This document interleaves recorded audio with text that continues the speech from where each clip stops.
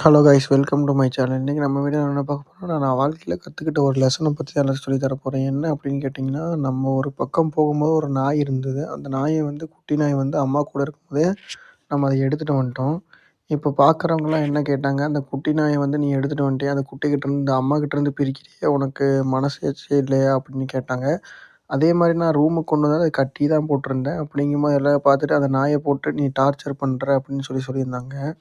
அதுக்கப்புறம் நான் 1 மாதம் கழிச்சு திரும்ப அந்த இடத்துக்கு போயிருந்தேன். அந்த இடத்துக்கு போகும்போது அந்த நாய பார்த்தா அதோட அம்மா மட்டும் தான் இருந்தது. திரும்ப 2 குட்டி இல்ல. வேற யாரோ எடுத்துட்டு போயிருப்பாங்களோன்னு நாங்க விசாரிச்சு கேட்கும்போது தான் தெரிஞ்சது. அந்த குட்டிகள வந்து வண்டிய ரிவர்ஸ் எடுக்கும்போது 2 குட்டி நாயும் பார்க்காம எடுத்து 2யும் கொன்னுட்டாங்கன்னு சொன்னாங்க. இப்போ ஒரு பக்கம் நான் கட்டி கொடுமைப்படுத்துறது கொடுமை தான். ஆனா இன்னொன்னு பக்கம் பார்த்தீங்கன்னா, அந்த 2 உயிரே இல்ல. அந்த 2 நாய்க்குட்டி. இப்ப நான் பண்ணது கரெக்ட்டா? இல்ல அவங்க பண்ணது கரெக்ட்டா? இப்ப எல்லாரும் என் மேல தப்பு சொல்றாங்க. அந்த நாய நீ பிரிச்சு எடுத்துட்டு வந்து கூட்டிட்டு வந்து கொடுமைப்படுத்திட்டு இருக்கேன்னு. நீங்களே நியாயத்த சொல்லுங்க. அந்த நாய நான் கொடுமைப்படுத்துனாலும், அந்த நாய் இன்ன வரைக்கும் என் கூட தான் இருக்கு குட்டி. அதுக்கு எதுவும் ஆகாம நான் பார்த்துக்கிட்டு தான் இருக்கேன் இதுவரைக்கும். நான் அதுக்கு சாப்பாடு எதுவும் போடாம இல்ல. நான் பார்த்துக்கிட்டு தான் இருக்கேன். இன்னொரு பக்கம் அந்த நாயே இறந்துருச்சு. இப்ப என் மேல தப்பா? அவங்க மேல தப்பா? நீங்களே மறக்காம கமெண்ட் சொல்லுங்க. தேங்க்ஸ் ஃபார் வாட்சிங்.